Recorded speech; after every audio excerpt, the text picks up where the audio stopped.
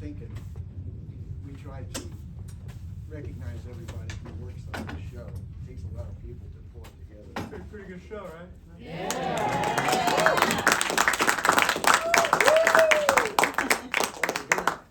Luke, I just wanted to recognize you.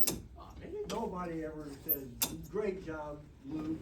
You know, I just, don't you think? Yeah.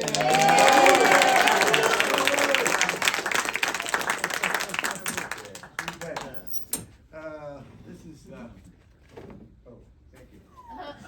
He is our custodian, obviously, but he's also a pretty good stand-up comedian.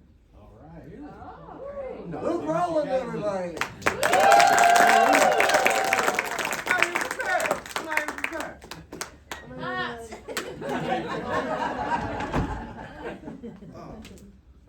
How's it going, everybody? Yeah.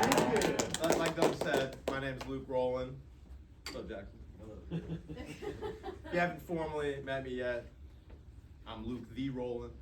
It's my formal stage name. You know, the V makes all the difference. Rowland. That's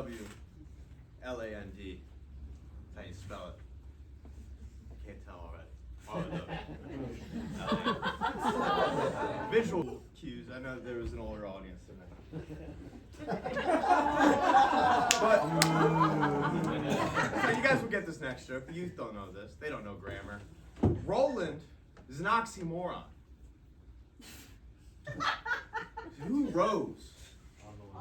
On the land. You know, how can you row on the land? You're supposed to row in a boat. Had this name for 22 years, Jackson. Never gotten it. The closest I've ever seen to someone rowing on the land is the himbos at the gym. You know, on that like stationary thing, the vroom, vroom. You know what I'm talking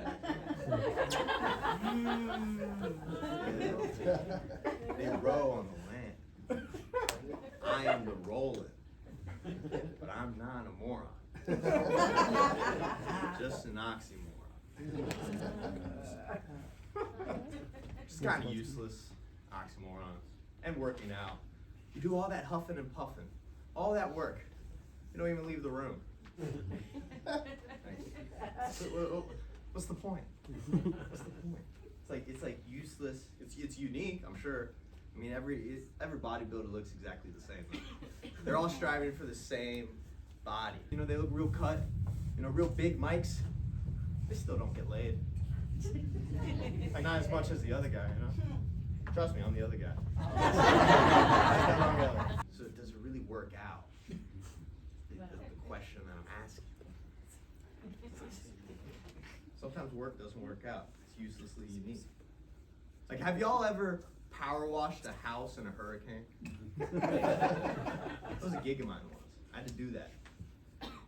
Rain was hitting my side. It was like a category 1 hurricane. It was intense. Rain was hitting my side like I was a civil rights activist, while I was spraying the side of a house like it was a civil rights activist. At the end of the day, I was just bored. As bored as watching paint dry, except for I was watching paint get wet while I was wet. Made me very upset, Jackson. I didn't like it a lot. I've never felt as useless as like a lifeguard at the Olympics. Like, those guys are clearly better swimmers than you. I only had a lifeguard like a 6 a.m. like morning, you know, shift, like with the old people and stuff. They were a lot worse swimmers than me, I can tell you that. But at the end of the day, it was a good place to catch up on my sleep. Uselessly unique occupation. You ever like been stressed over work? Yeah, never. Like you're like late or something? I remember one time, I used to work at the Chuck Box. You guys know what that is? Yes. It's like if you take the Krusty Krab from from SpongeBob and you put it in the middle of the desert. It's basically the Chuck Box. But I remember like the second day I was employed there, I was like very worried about like being late. And I lived like a stone's throw away at ASU campus. All I had to do was just walk. But I was really worried.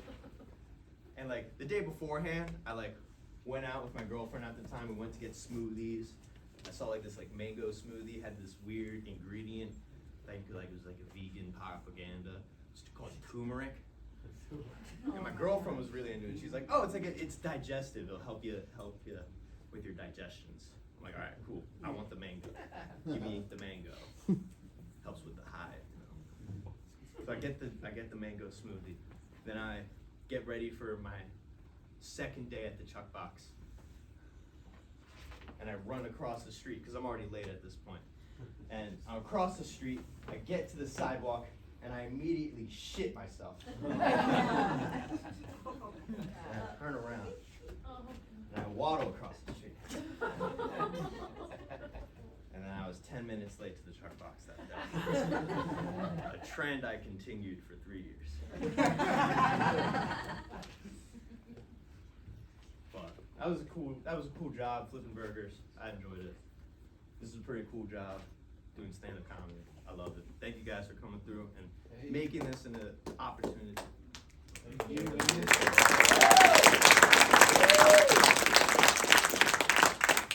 I gotta say, my wackiest job I've ever done is I was a motivational speaker at a mime convention. Yeah, it was a fun time. It was kind of my fault. I thought it was like another stand-up gig kind of thing. Like I just had to like motivate, like get them to think outside the box, help them with their material. I actually had to motivate the mimes to speak. It was like a Mimaholics Anonymous convention. Dude, Jackson, they had chants and everything. Like they really wanted to stop. They were like, now's the time to not mime. Then no one would chant it back. That's what they got me for. ASU major communication. Reverse that. Communication major from ASU. Sent in to motivate these mimes to speak, and boy, was I so good at my job. I was so awesome. I got these guys to talk so well. They were so astonished at their ability to articulate that these mimes were left utterly speechless. That brought me back to where I began with the mime. So I had to compromise. Not the most motivating thing to do, compromise. But I did. Taught the mimes how to sign language. I think it's more effective. Because actions always speak louder than words. Well, we got plenty more words for you guys and plenty more actions. Great rest of the show for y'all. All right. All right. Woo-hoo! Without further ado, patent pending.